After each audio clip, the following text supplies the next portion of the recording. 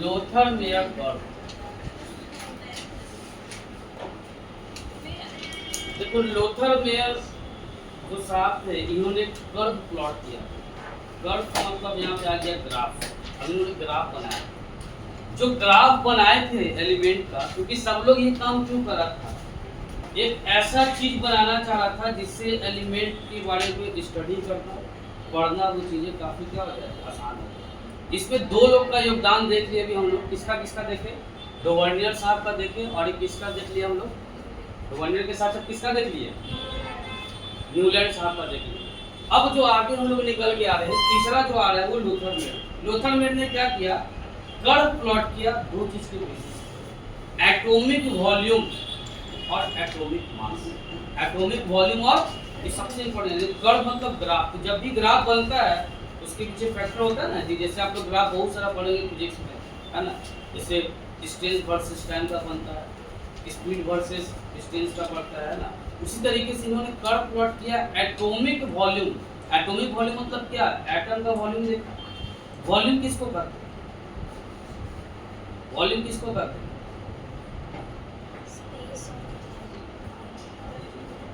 अरे कोई ऑब्जेक्ट जितना स्पेस ऑक्यूपाई कर ले तब उसका क्या हो गया? अभी ये बोर्ड जितना एरिया ऑक्यूपाई कर रहा है दीवार का, इसका क्या हो गया? वॉल्यूम हो गया। तो एटम भी कोई ना कोई तो एरिया ऑक्यूपाई करता होगा ना, उसका भी तो कुछ ना कुछ साइज होता ना है। कोई भी आप बताओ मैटर का डेफिनेशन क्या है? मैटर किसको कहते हैं? जिसके पास क्या होना चाहिए? मास और वॉल्यूम। मास और तो एटम एग्जिस्ट जब कर रहा है तो उसका कुछ ना कुछ वॉल्यूम होगा। तो इन्होंने कर्व प्लॉट किया किसके किसके बेस पे? एटॉमिक वॉल्यूम और एटॉमिक मास। एटॉमिक वॉल्यूम और एटॉमिक मास। तो पहला पॉइंट लिखिएगा, लिखना इन 1869 Lothar Meyer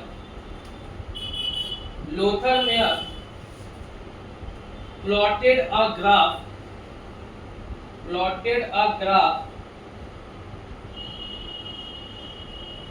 between atomic volume and atomic masses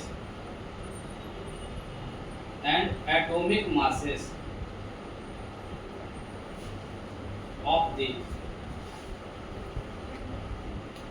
element. Atomic masses of the element. अब चलिए ग्राफ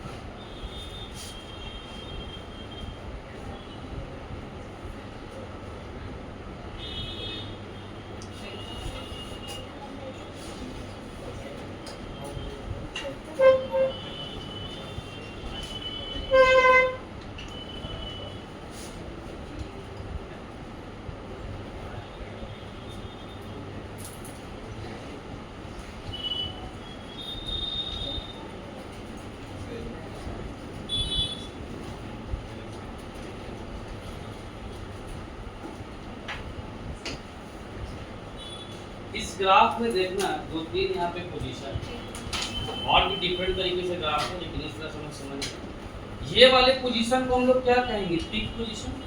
ऊपर वाला पोजीशन क्या कहलाएगा? इस पोजीशन को हम लोग कहेंगे पीक पोजीशन। कौन सा पोजीशन? पीक। पीक मतलब समझते ना हो, पीक भी कह सकते हैं, फिर टॉप पोजीशन भी कह सकते हैं। कौन सा पोजीशन हो गया? इस कर्व का पीक पोजीशन हो गया। इस पोजीशन को क्या कहोगे बताओ तो? देखो तो थोड़ा सा बताओ। चढ़ रहे हैं, यानी ये असेंडिंग पोजीशन हो गया। कौन सा हो गया? Ascending position. Ascending position. ये वाला जो आ गया नीचे के ऊपर में, यानी ये क्या हो जाएगा? Descending position. क्या कर देंगे इसको? Descending position.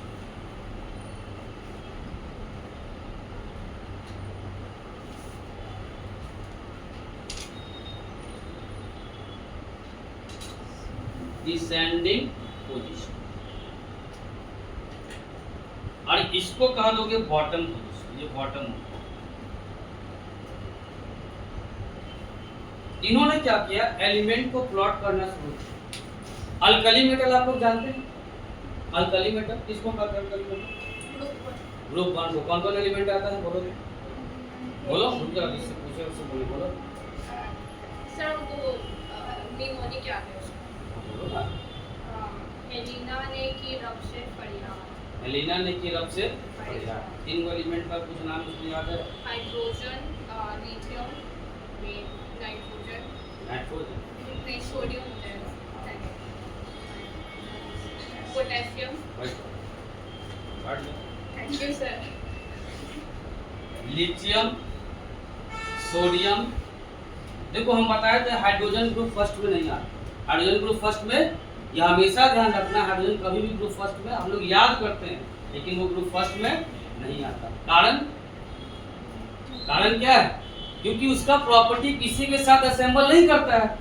उसका प्रॉपर्टी दो ग्रुप के साथ असेंबल कर रहा था, एक ग्रुप फर्स्ट है और एक ग्रुप 7 है। हाइड्रोजन का वैलेंस इलेक्ट्रॉन कितना होता है? एक। वैलेंसी भी कितना होता है? एक। ग्रुप फर्स्ट का वैलेंसी कितना होता है? एक। ग्रुप 7 का वैलेंसी भी एक होता है, लेकिन उसका वैलेंस इलेक्ट्रॉन 7 होता है। ग्रुप फर्स्ट में सबका सब मेटल है, लेकिन हाइड्रोजन तो खुद नॉन मेटल है। अब ग्रुप 7 में सबका सब क्या है? नॉन मेटल है। तो कुछ ऐसे प्रॉपर्टीज के कारण ये असमंजस था कि किसके साथ रखा जाए। इस वजह से हाइड्रोजन का जो पोजीशन है वो किसी के साथ नहीं रखा गया, पीरियोडिक टेबल उसको सेपरेट रखा गया। इसीलिए एक चैप्टर हम लोग अलग से क्या पढ़ना है। तो लीना की रब से, यानी सारा अल्कली मेटल को कहां रख दिए? एक पोजीशन थी। अल्कलाइन बताइए, चलो जी अल्कलाइन बताओ। अल्कलाइन पीछे से, अल्कलाइन अर्थ मेटल किसको कहते हैं? नहीं है, तुम बताओ। डेली की क्लास में खड़ा हो, बताओ। देखो सिंपल सिंपल हम क्वेश्चन करते हैं, तो बड़ा क्वेश्चन नहीं किया। अभी सब भी नहीं जवाब दोगे तो क्या करना? तो ऐसा कोई चीज रिसर्च करते हैं कि सबको ले ऐसे से बोल के डिश बनाए, कोई बोलता सही हो जाता है नहीं पता। बोलो एलिमेंट। हाँ हाँ बोलते जाओ। बेरिलियम, मैग्नीशियम, कैल्शियम और ऐसा कार स्कूटर। बाप, चलिए बैठ जाइए आप। यहाँ पे सजाएं किसको? डिसेंडिंग पोजीशन पे हैलोजन की। तो सबको याद होगा हैलोजन, बताओ जी। भारतीय हैलोजन फैमिली कौन कौन एलिमेंट आता है?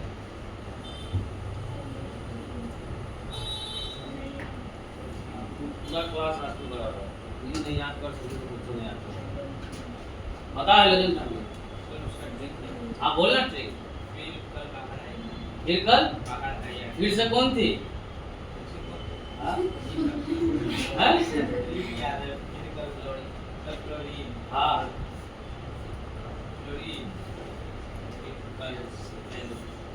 फिर कल बाहर आए आंटी, यानी फ्लोरीन, क्लोरीन और कौन? ब्रोमीन और कौन? आयोडीन। ऐसे एस्टेट। अब बाकी जो बॉटम पोजीशन था ना, यहाँ पे रखा गया था डी ब्लॉक। किसको रखा गया था? D block. अब एक चीज आप ध्यान देना इस कर्व में, इधर पे एटॉमिक मास बढ़ रहा है, इधर क्या बढ़ रहा है?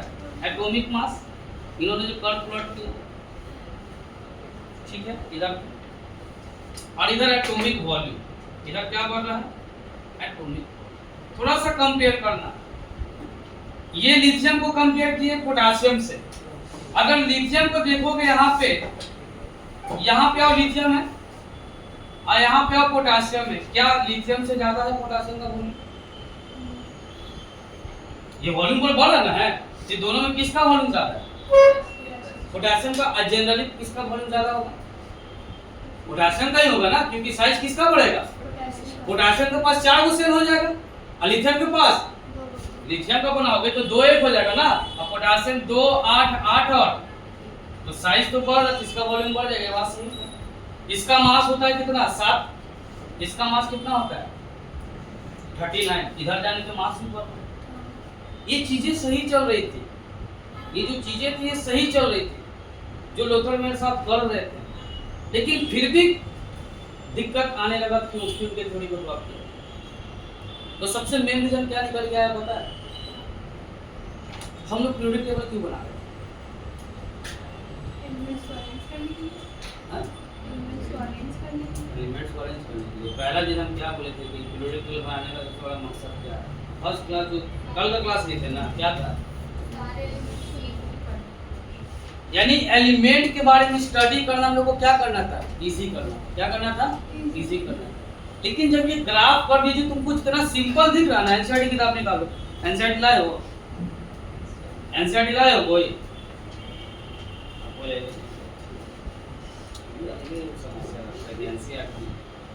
एनसीईआरटी में जब ये ग्राफ देखिएगा, जितना सिंपल हम यहाँ पे आपको दिखाया ना, ऐसा कोई सिंपल ग्राफ नहीं, बहुत कॉम्प्लिकेटेड ग्राफ है।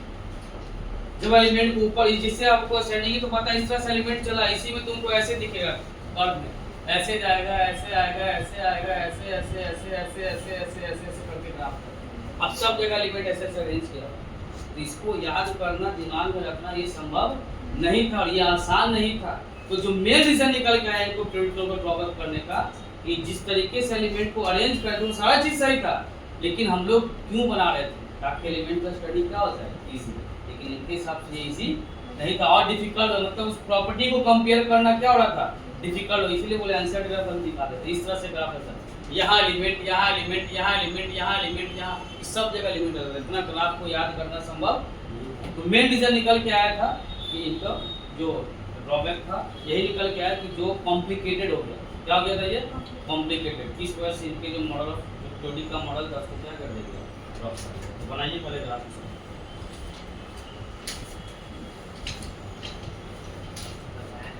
क्या बताया?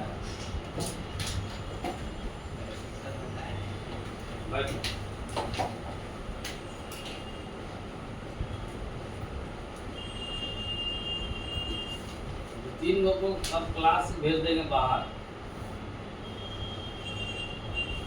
डेली डेली खड़ा कर रहे हैं तो कोई खड़ा नहीं कर रहा।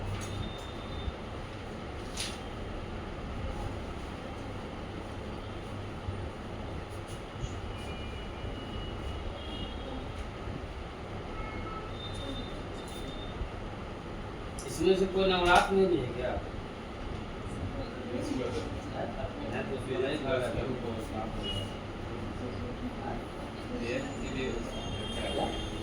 बैठो बैठो बैठो, बैठ जाओ सब। 4 दिन आराम दे देंगे आप फास्टिंग में, इसलिए तो आराम दे इसीलिए आप पानी ले वही सोचे आपका दे देते हैं।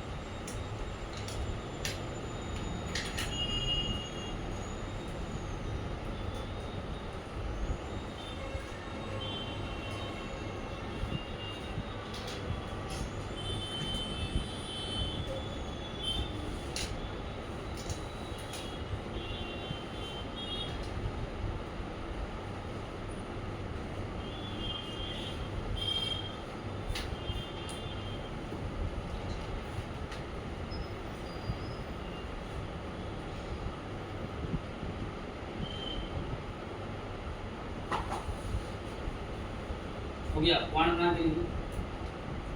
Alkali metal occupy peak position, alkali metal occupy peak position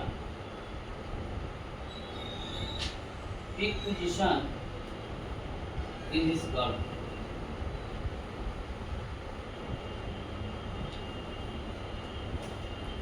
In this curve. फिर लिखना अल्कलाइन अर्थ मेटल, अगला point, alkaline earth metal occupy ascending position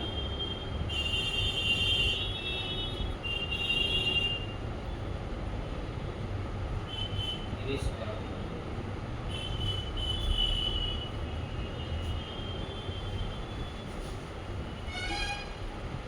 Really, halogen family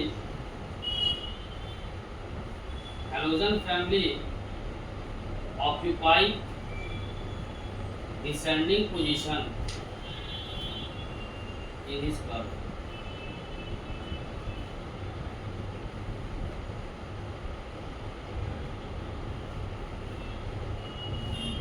और D block, अगला point, D block element occupies bottom position in this curve. Bottom position in this curve.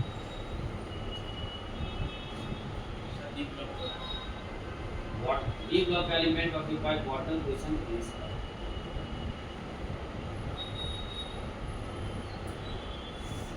ये आपका office में NCERT book रहता है, तो meddling के लिए वो कंपलसरी है, इसी मेडलिंग को फिक्स करो या फिर हम स्टार्ट करने वाले मेडलिंग। अगला लगाइए, ये थोड़ा इम्पोर्टेंट मेडलिंग प्योरिटी, यहाँ से क्वेश्चन वगैरह हो सकता है।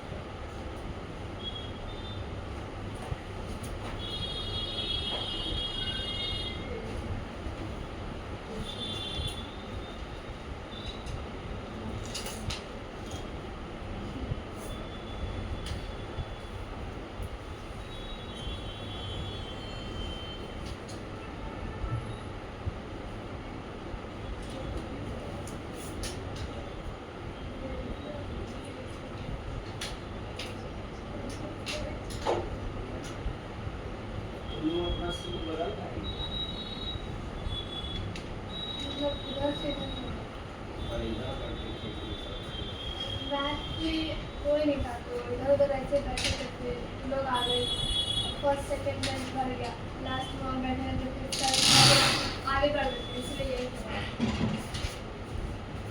मैथ में गर्ल्स में कोई नहीं आती है, बॉयज में कोई नहीं आता, सबका बाहर लगा।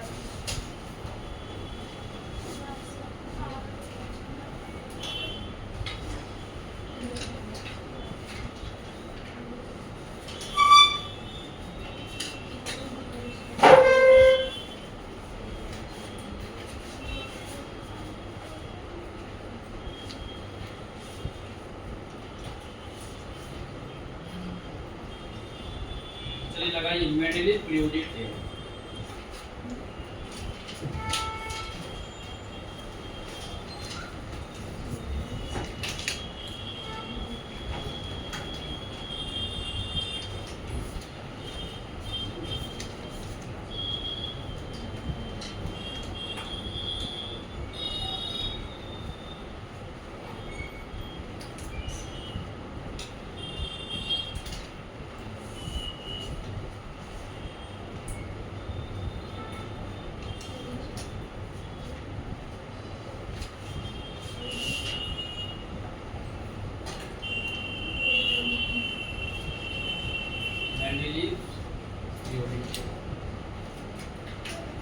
इस बार टेस्ट में तुम लोग को क्वेश्चन का लेवल कैसा चाहिए बता, किस लेवल का क्वेश्चन चाहिए? इजी तो नहीं है?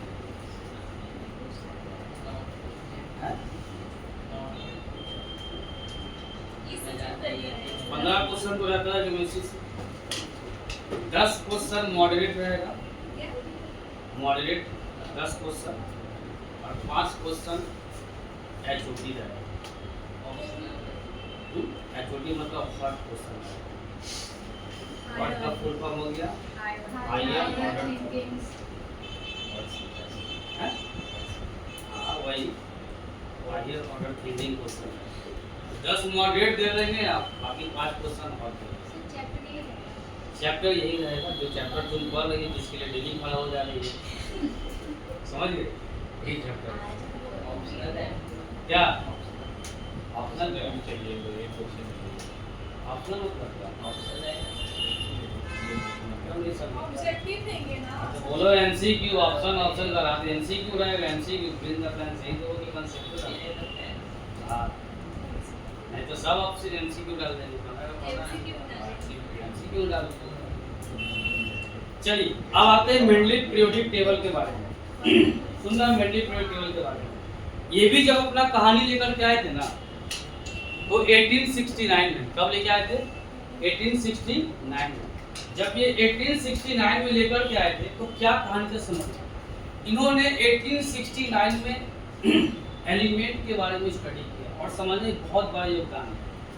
एक अगर पीरियोडिक टेबल नहीं होता तो एक एलिमेंट को कंपेयर करने के लिए हमको एक एलिमेंट के बारे में अलग अलग इंडिविजुअल स्टडी करना होता। सबके बारे में अलग अलग से, जैसे अभी हाइड्रोजन के बारे में कैसे चैप्टर बनता है, वैसे अलग अलग एलिमेंट के बारे में चैप्टर बनना पड़ता है, नोट्स बनाना पड़ता है, थ्योरी बनाना पड़ता है।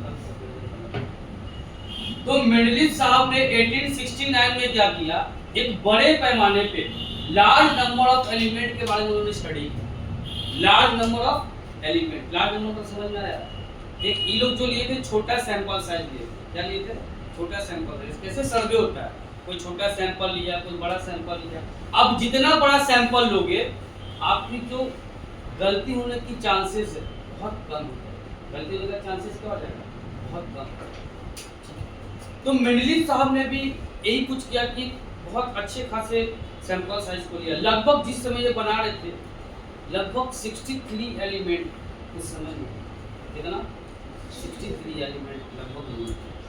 और बहुत बड़ा इनका रूप भी था, इसको पूरे संक्षेप में समझाते हैं। जब इन्होंने ये रिसर्च किया, एलिमेंट के प्रॉपर्टीज के बारे में पढ़ा और पढ़ने के बाद स्टडी करने के बाद एक लार्ज सैंपल से इन्होंने एक थ्योरी लेकर के आया, जो आउटकम निकल के आया, इन्होंने अपने लॉ में कहा, जिसको कहते हैं मेंडलीव पीरियोडिक लॉ। आप लोग क्लास 10 में शायद डिलीटेड हो गया है चैप्टर, पहले पढ़ना था, अब सीबीएसई में डिलीटेड हो गया पीरियोडिक लॉ। उन्होंने पीरियोडिक लॉ में क्या कहा कि एलिमेंट का फिजिकल और केमिकल प्रॉपर्टीज, फिजिकल और केमिकल प्रॉपर्टीज और periodic function of their atomic mass, periodic function of their atomic mass. पहले स्टेटमेंट को लिखते हैं, फिर इसके बारे में समझाएंगे क्या कहा उन्होंने लॉ। पीरियोडिक लॉ में उन्होंने क्या कहा? इन्होंने कहा the physical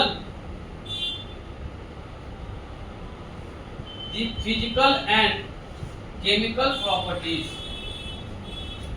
the physical and chemical properties of an element are periodic function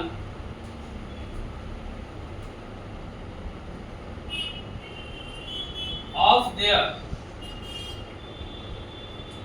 atomic mass। अब समझना है आपके यही स्टेटमेंट में बहुत बड़ा बात छुपा हुआ है। आप फिजिकल और केमिकल प्रॉपर्टीज जानते हैं क्या होता है? फिजिकल प्रॉपर्टीज का मतलब जो फिजिकल स्टेट के बारे में चर्चा है।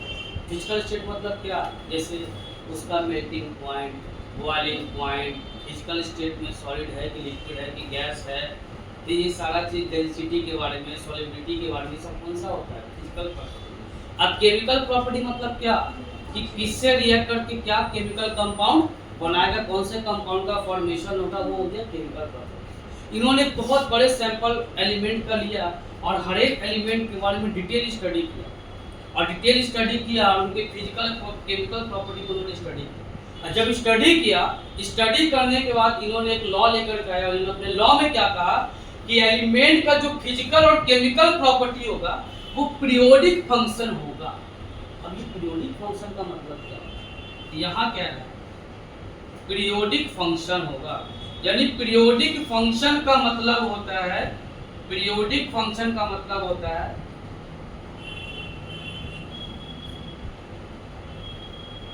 Properties of an element repeated after some atomic, यानी एटॉमिक मास प्लीज बनाते हैं, यानी कि एलिमेंट का प्रॉपर्टी क्या करेगा, रिपीट करेगा। एलिमेंट का प्रॉपर्टी क्या करेगा, रिपीट करेगा। लेकिन किसका पीरियोडिक फंक्शन था ये, एटॉमिक मास। इसका पीरियोडिक फंक्शन था ये एटॉमिक मास। तो ये इनका आउटकम निकल के आया कि कुछ एटॉमिक मास के बाद एलिमेंट का प्रॉपर्टी फिर से क्या करेगा, रिपीट करेगा। एलिमेंट का प्रॉपर्टी फिर से क्या करेगा, रिपीट करेगा। फॉर एग्जांपल में थोड़ा सा हम लोग देखते हैं यहाँ पे, जैसे आप जान रहे हो कि lithium, beryllium, boron, carbon, nitrogen, oxygen, fluorine, neon, फिर लेके क्या है, सोडियम लेके आए, मैग्नीशियम लेके आए, एल्यूमिनियम लेके आए। ठीक है, अब यही तक चलते हैं। लिथियम का मास कितना होता है बोलो तो, ठीक, ये चुप हो जाएगा, ये यहाँ सब बोलेगा, यहाँ भी बोलेगा, यहाँ 19, 20 और ये कितना, ये 24 और ये इधर सीधर जाने पे एटॉमिक मास बढ़ा, एटॉमिक मास बढ़ा। इन्होंने कहा कि कुछ एटॉमिक मास के बाद प्रॉपर्टी फिर से क्या करेगा, रिपीट करेगा। और जब प्रॉपर्टी रिपीट करेगा तो जो सेम आएगा उसको सेम ग्रुप में रख देगा। मान लो कि अपने पास 100 आदमी है और 100 आदमी से दिखा कि नहीं 5 को बोका है, तो बोका वाले को बोका के लाइन में खड़ा कर दिया। ये दिखा कि 10 को महाबोका, तो फिर महाबोका वाले ग्रुप में ठहर दिया। फिर इसको देखा गया कि बोका का सरदार है, तो बोका का सरदार में खड़ा कर दिया। बात समझ गए? तो वही कंसेप्ट लेकर के यहाँ चल के चले जाए। तो इन्होंने क्या कहा कि इसको अरेंज किया किसके बेसिस पे, एटॉमिक मास के बेसिस पे। जब एटॉमिक मास के बेसिस पे अरेंज कर दिए तो इन्होंने कह दिया कि एलिमेंट का जो फिजिकल और केमिकल प्रॉपर्टीज होगा वो कुछ एटॉमिक मास के बाद फिर से रिपीट करेगा। देखें कि भाई सोडियम का और लिथियम का प्रॉपर्टी क्या रहता है, सेम। क्या रहा था, सेम, सिमिलर आ रहा था। हम लोग देखते थे एक ग्रुप में आ रहा है तो सही है, तो एक ग्रुप में लिया। कुछ हम फिर देखे नहीं भाई बोरोन का, एल्युमिनियम का सेम आ रहा था। फिर देखे वहां पे बेरिलियम, मैग्नीशियम का क्या आ रहा था, सेम आ रहा था। तो इस तरीके से इन्होंने क्या किया, अपने पीरियोडिक टेबल को बनाना शुरू कर दिया। तो पहला बात तो आप समझ में आ गया। तो पहला चीज क्या हुए थे, बहुत बड़ा सैंपल साइज लिए थे, उसके बारे में डिटेल स्टडी की। और स्टडी ऐसा नहीं तुम्हारा जरा 1-2 घंटे होता है ना, 2 घंटे में तो पढ़ नहीं पाते। स्टडी का मतलब कितना समय होगा, सालों साल लगता है इतना एलिमेंट के बारे में पढ़ना। यानी सालों साल, यानी कि साल 2 साल 3 साल स्टडी करने के बाद ऐसा नहीं कि आज पढ़े या कल जा करके वो लॉ दे दिए कि हाँ भाई ऐसा ऐसा होता है, ऐसा नहीं ना होता है। लोग महान हो, मेरे साथ तुम लोग टिकने वाले थोड़े हैं, तुम लोग पढ़ा देते अच्छा हो कि चले साथ में ऐसे ऐसा लोग सबको तो बेनिफिट हो रहा है, तो सड़ने से बेचारे क्या इतना महान महान पुरुष सबको सौभाग्य प्राप्त हुआ, इतने महान महान पुरुष लोग को पढ़ा रहे दिला रहे, क्या हम लोग से पहले वो आपसे वही चीज है। तो समझिए यहाँ पे, तो ये जो लगातार जो है ये जो ट्रेंड चला, तो इन्होंने अपने लॉ में कहा ठीक है ये लॉ सही चल रहा है। तो इन्होंने अपना जब पीरियोडिक टेबल बनाया, यहाँ देखिएगा दिखाते हैं, इसलिए होना चाहिए। ये है मेंडलीव और ये रशियन केमिस्ट, कौन केमिस्ट है ये, रशियन केमिस्ट। अब यहाँ ध्यान दें, अब जो ये तुमको दिख रहा है ये Mendeleev periodic table.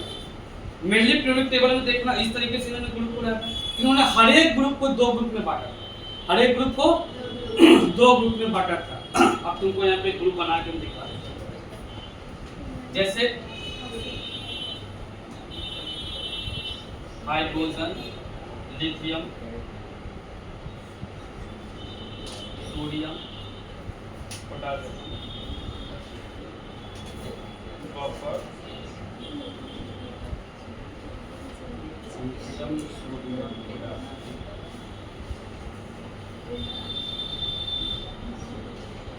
Copper, silver, gold,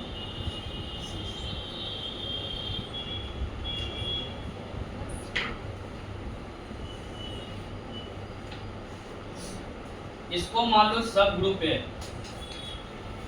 सब ग्रुप है, और इसको मान लो सब ग्रुप। अब इन्होंने हर एक ग्रुप को दो ग्रुप में बांटा। अब बताना सिल्वर का वैलेंसी कितना होता है, बताओ तो।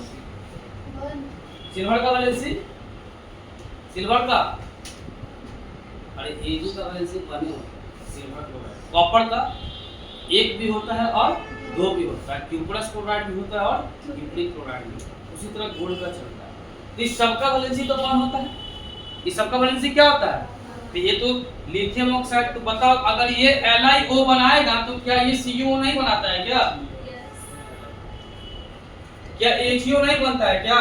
तो कुछ तो केमिकल प्रॉपर्टीज का सेम आ रहा है। केमिकल प्रॉपर्टी में, फिजिकल प्रॉपर्टी में इस सबका सब क्या है, इस सबका सब क्या है, सॉलिड स्टेट में मेटल है। ये भी सबका सब क्या है, मेटल है। लेकिन ये सॉफ्ट मेटल में आता है और ये किस में आता है, हार्ड मेटल में। तो इसीलिए एक सॉफ्ट वाले को अलग से कैसे बोले थे, बोका महाबोका अलग अलग बटेगा। तो एक अलग बढ़ गया, एक अलग बढ़ गया, सॉफ्ट को अलग रख दिए, हार्ड मेटल को अलग रख दिए। इस तरह से उन्होंने ग्रुप को बनाया। तो हर एक ग्रुप को उन्होंने क्या किया, दो ग्रुप में बांटा। हर एक ग्रुप को दो ग्रुप में बांटा और फिर एक जो ग्रुप लिए, ग्रुप 8, उसमें 3-3 एलिमेंट का सेट बना। कितने कितने एलिमेंट का सेट बना, 3-3 एलिमेंट का सेट बना। यहाँ पे देख लो 3-3 आप लेके आना चाहिए। यहाँ देखिए लास्ट 8 ग्रुप दिख रहा है, कितने एलिमेंट का सेट है लास्ट में, देखो तो। कॉपर निकल है ना, आयरन कॉपर निकल, फिर देखो रोथियम रोडियम प्लैटिनम, इस तरह से दिया हुआ। तो 3-3 एलिमेंट का इन्होंने क्या किया, सेट बनाया। 3-3 एलिमेंट का इन्होंने सेट बनाया। तो इन्होंने क्या किया कि टोटल ग्रुप इन्होंने कितना रखा था अपने पीरियोडिक टेबल में, टोटल 9 ग्रुप था। कितना ग्रुप था, देखो 9 ग्रुप जोड़ो। यहाँ से स्टार्ट हुआ 1 2 3 4 5 6 7 8 9। 1 से यहाँ से स्टार्ट किया, 1 से लेकर के 8 तक यानी 7 तक सबको कितने में बांटे, 2 ग्रुप, लेफ्ट और राइट, सब ग्रुप A सब ग्रुप B। और जो 8वां ग्रुप बनाया उसमें एलिमेंट का कितना एलिमेंट का सेट था, 3-3 एलिमेंट का सेट था। इस तरह से इन्होंने अरेंज कर दिया। फिर जब इन्होंने अरेंज कर दिया, ये सारा चीज सही आ रहा था, इनका जो योगदान था पीरियोडिक टेबल में बहुत बड़ा योगदान था, लेकिन ये ड्रॉप क्यों किया, कोई बता सकते हो? पहले से पढ़े,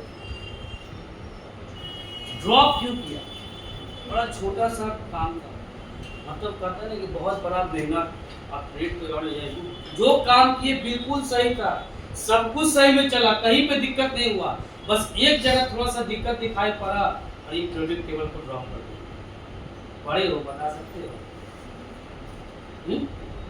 नहीं। और यहाँ एल्युमिनियम के बाद बता, एल्युमिनियम के बाद क्या था, silicon, phosphorus, sulphur, chlorine, chlorine के बाद आर्गन, आर्गन के बाद बोलो तो पोटासियम। यहाँ लिख लेते पोटासियम। आर्गन का मास बोलो कितना, 40। इसका मास कितना, 39।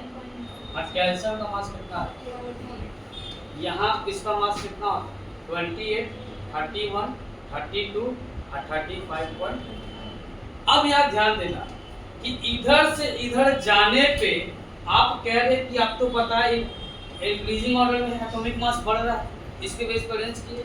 तो फिर इसका जब यहाँ 40 है तो यहाँ तो 40 से बढ़ होना चाहिए। 40 यानी इंक्रीजिंग का मतलब क्या होता है, तो छोटा हो गया ना। यहाँ पे एक ड्रॉबैक उनको दिखा कि भाई आप जो कह रहे कि इंक्रीजिंग ऑर्डर मास में आप अरेंज किए, तो फिर तो 40 के बाद यहाँ पे आना चाहिए, 40.5 भी आता तो चलता। 39 कैसे आ गया, 39 कैसे आ गया? ये सबसे मेन रीजन निकला कि आप जो बात कर रहे हैं कि ठीक है कि physical properties, chemical properties, periodic function होगा, प्रॉपर्टी रिपीट करेगा, लेकिन एटॉमिक मास के बाद तो रिपीट नहीं करता। ये क्या यहाँ पे क्या हो जाता? तब ये जो था, यही कारण था इनके पीरियोडिक टेबल को क्या करना, ड्रॉप कर देना। क्या कर देना, ड्रॉप कर देना। और ड्रॉप करने के बाद एक और साहब आए, उनका नाम था हेनरी मोसले। क्या नाम था, हेनरी मोसले। उन्होंने कुछ नहीं किया, एक छोटा सा काम कर दिए, अब पूरा क्रेडिट ले लिया। आज हम लोग वही क्या काम किए, इन्होंने कहा कि पीरियोडिक फंक्शन का एटॉमिक मास का, ठीक है एटॉमिक मास में गड़बड़ है ना, एटॉमिक नंबर कर दिए। जब एटॉमिक नंबर कर दिए तो लिखो एटॉमिक नंबर कितना, 11, 12, 13, 14, यहाँ कितना आ जाएगा, 15, 16, 17, 18, 19, 20 का ही दिक्कत है यार। जब एटॉमिक नंबर ग्राफ प्लॉट किए, जब एटॉमिक नंबर पे ग्राफ प्लॉट किए थे वो सीधा ग्राफ चला। तब जो अगला जो लॉ आया इसको कहते हैं मॉडर्न पीरियोडिक लॉ। तो दोनों में फर्क क्या है, सेम स्टेटमेंट चलेगा। मेंडलिक में क्या कर दोगे, अब मॉडर्न में क्या कर दोगे। चलिए तो ये लॉ लिखिए, अब फिर आगे हम लोग बढ़ते हैं। लॉ लिखिए।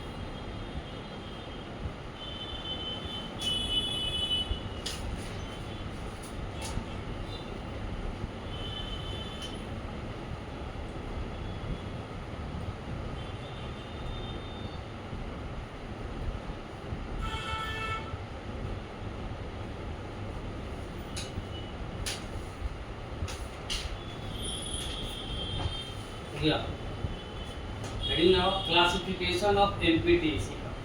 Classification of MPT. Short में लिखो MPT.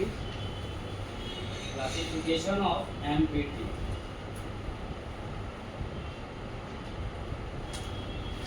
पहला लिखो point, in his PT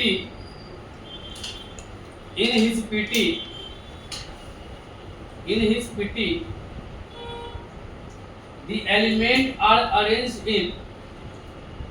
in his PT the element are arranged in vertical row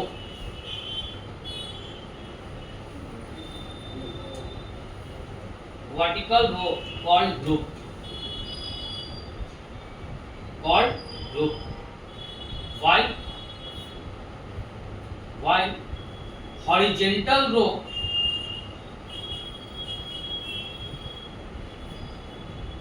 called period. अगला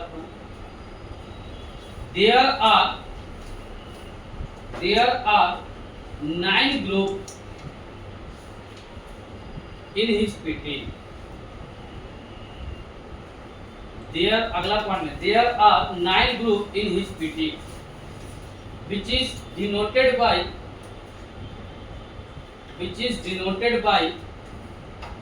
Roman number.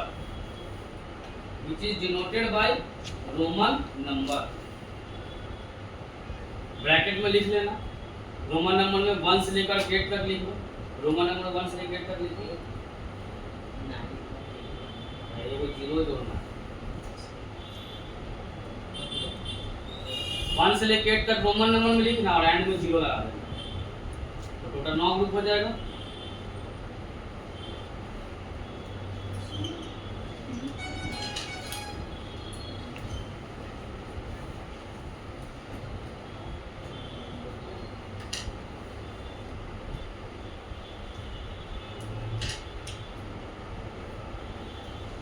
हो गया।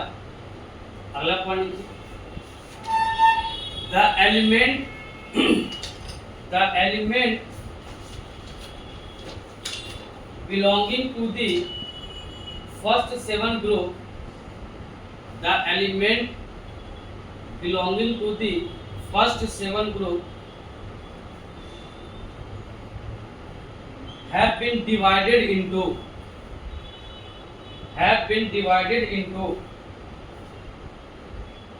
two subgroup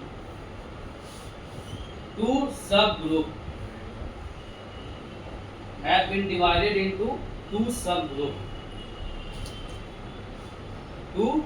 subgroup indicated as A and B.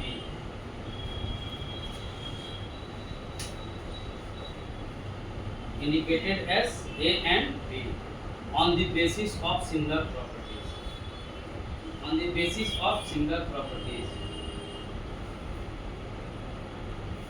अगला point,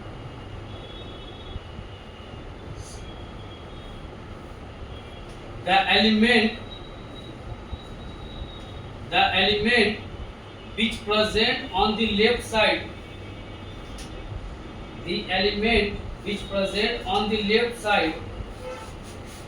in each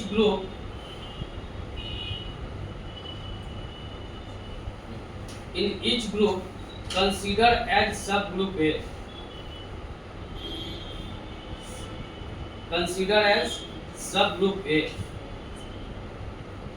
While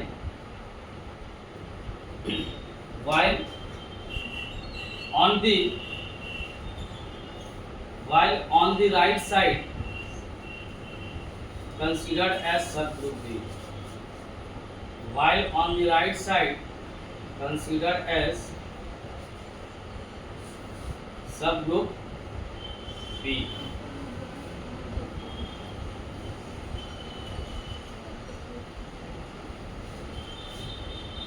एक से 7 तक हो गया, 2 बच गया, 8 और 0। अगला पॉइंट लिखिए। Group 8 consist 9 element. Group 8 consist 9 element.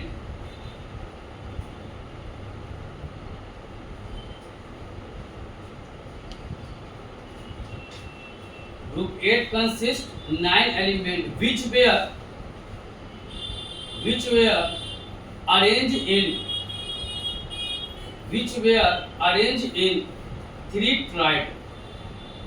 Tried मतलब समझ गए ना, याद ध्यान कितना है तुमको दिख रहा है, 1 2 3 को ट्राइड दिख रहा है। ट्राइड मतलब क्या होता है? सेट ऑफ 3 एलिमेंट, ये एक ट्राइड, ये 2 ट्राइड और ये 3 ट्राइड। तो टोटल कितना एलिमेंट है इसके पास? 9 एलिमेंट हो गया। और 9 एलिमेंट को किसने बांट दिया? 3 ट्राइड में। अगला लगाइए, अगला point, the zero group contain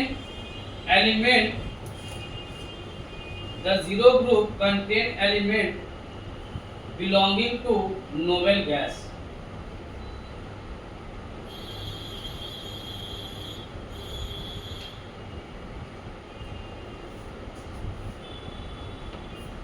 तो ग्रुप का क्लासिफिकेशन देखिए अब पीरियड में।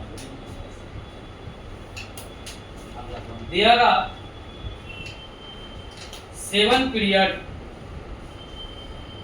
in his PT।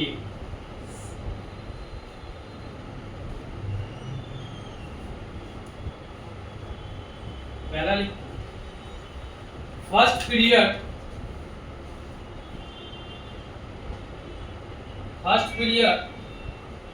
contain only 2 elements। First period contain only 2 elements is called shortest period।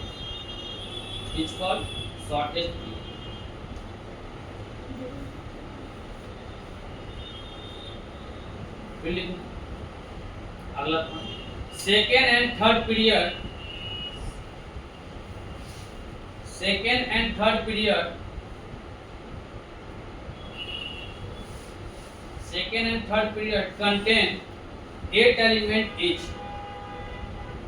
contain 8 element each।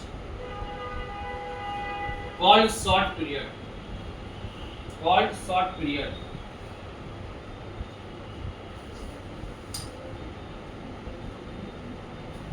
बिल्कुल fourth and fifth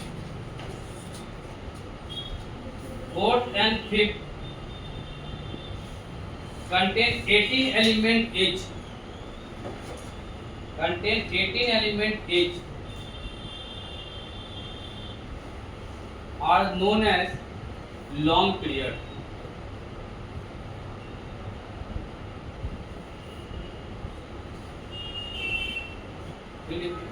Six period contain 32 element. 6 period contain 32 element.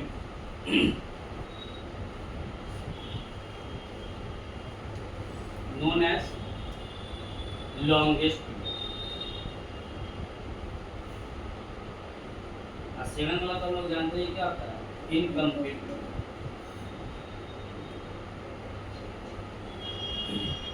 अगला point लगाना है note में लिखना। He arranged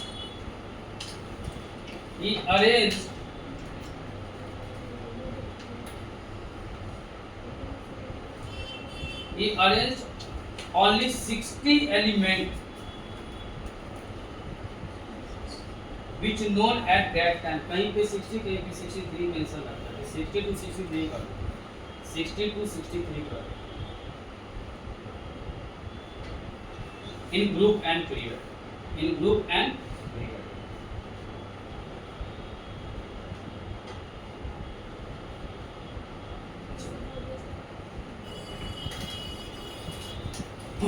अगला point लिखना।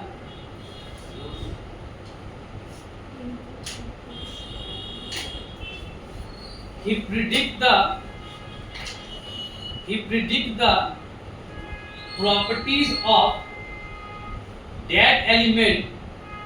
He predict the properties of that element. बहुत important point है। He predict the properties of that element which were not discovered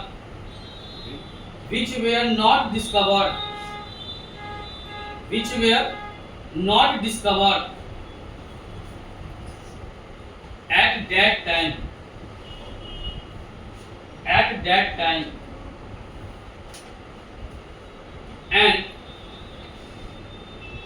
and left some gap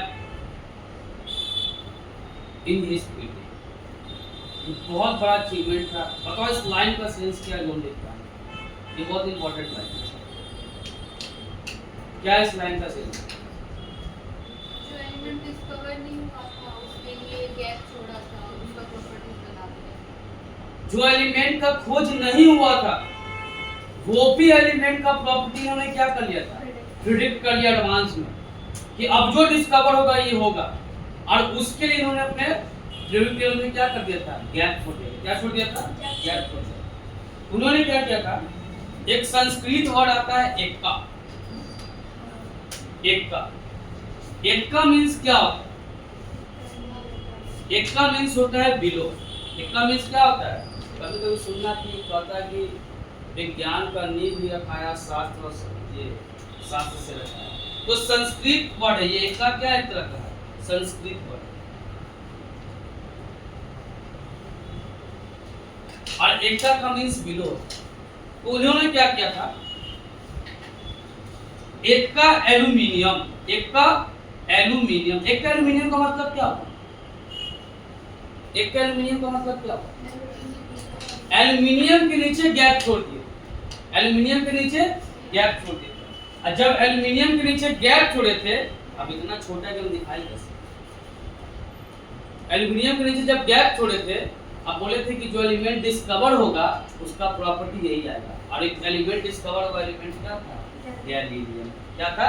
गैलीलियम। और ठीक गैलीलियम का प्रॉपर्टी वही आया जो प्रॉपर्टी किसका था? एल्यूमिनियम का था। उसको किसके नीचे प्रेस कर दिया गया? एल्यूमिनियम के नीचे। तो देखो डायलॉग हम लोग को नहीं याद है? बैगन आलू और नीचे क्या आता है? गाजर। एल्यूमिनियम के नीचे गैप छूट गया था। ये कौन था? गैलीलियम। क्या था ये? गैलीलियम। नोट कीजिएगा इसको।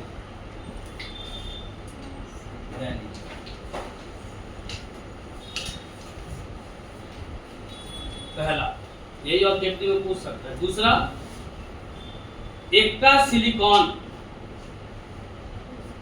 एक्टा सिलिकॉन, सिलिकॉन के नीचे कौन आता है? डायलॉग।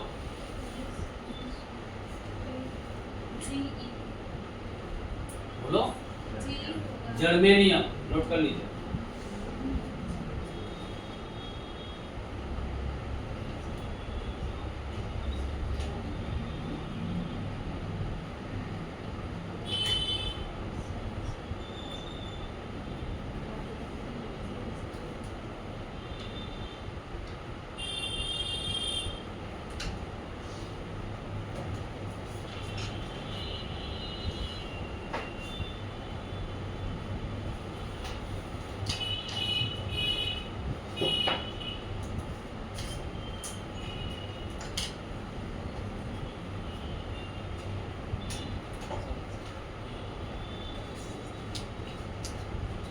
फिर लिख लो एक्का बोरोन। एक्का बोरोन, ऐसे तो दो ही दिया हुआ है एक्का बोरोन।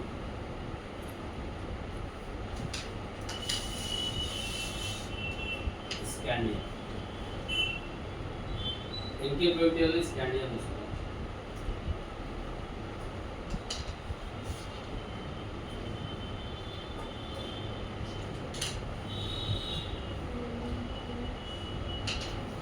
अगला लगाना डिफेक्ट। डिफेक्ट क्या था इनके प्रोडक्ट के, यानी डिफेक्ट मतलब ड्रॉबैक। ये जो था अचीवमेंट में आया, ये जो लिखा है ना पॉइंट, ये अचीवमेंट में था। आप लिखे defect.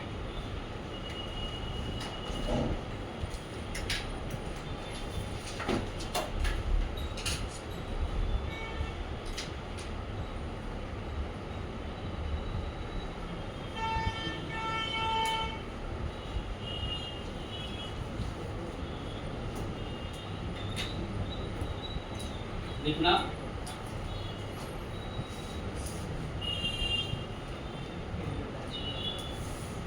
Position of hydrogen, position of hydrogen is not clear. Position of hydrogen is not clear, is not clear. दूसरा, anomalous position of some element, anomalous position of some element, ये सबसे important point है। anomalous position मतलब समझ में आता है? anomalous मतलब नहीं समझते हैं, जो अलग बिहेवियर दिखा है। जैसे यहाँ पे कोई anomalous स्टूडेंट, वैसे कभी कभी चांद निकलता है, वैसे वैसे भी निकल जाता है, नहीं समझे? चांद कभी कभी निकलता ना है, नहीं तो उसमें चांद निकला, चांद का क्या क्या बोलता है? चांद मतलब क्या होता है? चांद हमेशा निकलता है। तुम चांद किसको समझ रहे हो? चांद वाला चीज होता है जो शेप में आता है ना, उस चीज को चांद कहा जाता है। चांद जिसको कहते डेली देखता है चांद, इसको नहीं कहते चांद। डेली आता है, कभी कभी आता है।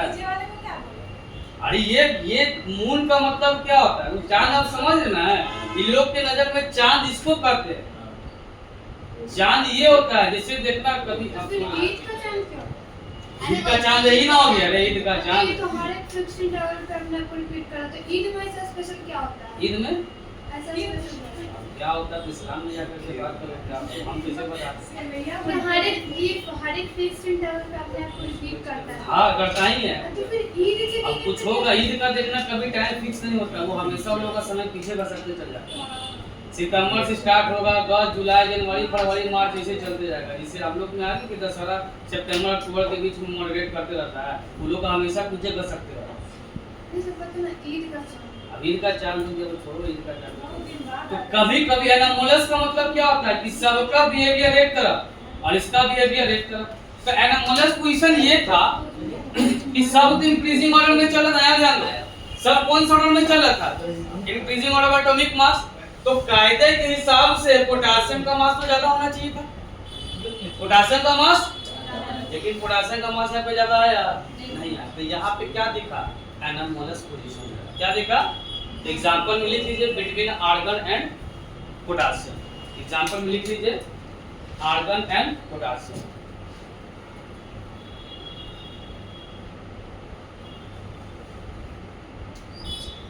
आर्गन एंड, यही मेन कारण था जिसके कारण इनके पीरियोडिक टेबल को क्या कर दिया? ड्रॉप कर दिया। तो अगला मॉडर्न पीरियोडिक टेबल आप हेडिंग लगाइए और लॉ लिख लीजिए एटॉमिक नंबर, एटॉमिक मास को क्या कर दीजिए? Atomic number. अगला लिख लीजिए हेलो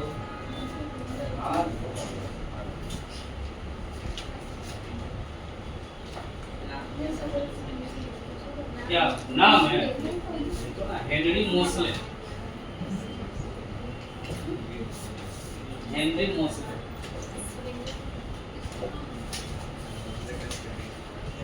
MOSLE। सर आप बोले वो कभी कभी दिखता है तो उसको जान दो, बुलबुल में तो कभी कभी ही दिखता है, वो तो कौन सा बुलबुल है?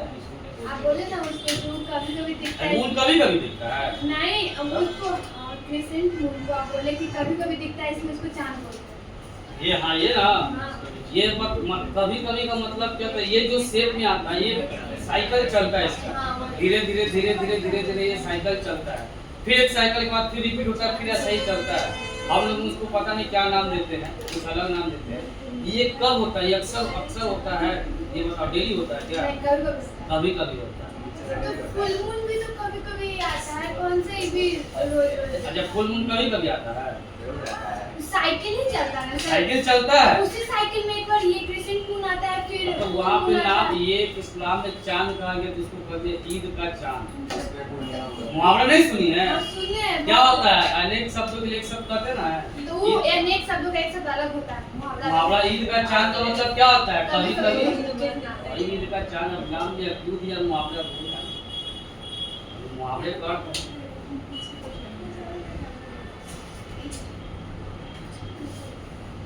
अच्छा, इसके पीछे लॉजिक क्या है?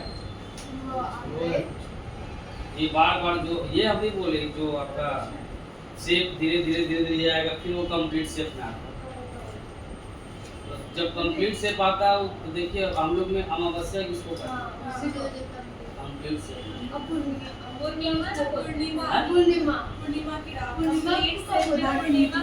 ना शादी नॉलेज सारा हमने ये बात पूर्णिमा के दिन में फुल मून होता है। नहीं निकलता, काली रात होता है, उस दिन काला जादू होता है। समझ गए? क्या होता है? तो बाबा बनना है, दशहरा में सत्संग लगा लो, अब पूरा फूल बोले चालू करते रहो। अब सर उसमें उठा, आप बोले सवाल उठा, तो उसमें अमावस्या में सही बोले, अमावस्या में उस दिन चांद को चाहेंगे, इसीलिए उस दिन पता है काली रात। जितना जो अच्छा, मतलब क्या कहते हैं उसको, मतलब इसको क्या कहते हैं? जादू, ब्लैक मैजिक का जो विद्या होती है ना, वो उसी रात को सिद्ध होता है। बंगाली फेस्टिवल पता नहीं, इसके बारे में कुछ जानकारी नहीं है।